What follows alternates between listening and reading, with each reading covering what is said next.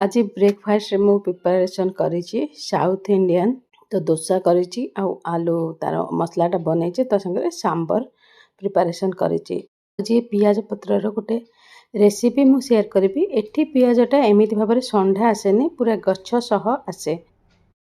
आपण माने समस्त मो गोटे कथार निश्चिंत भाव एकमत हेबे कि अलग अलग राज्य रे से राज्यर चलनी अनुसार समस्ते ढली जाती। से खाद्य हो पारे बा मनीष आज ठीक सेमती आम पटे तो नॉर्मली पियाज पत्र रे पिठा करा जाए, माने पिठो जोटा करा जाए, तो सेटा तो रुटी सांगरे खाइबा पॉसिबल नुह।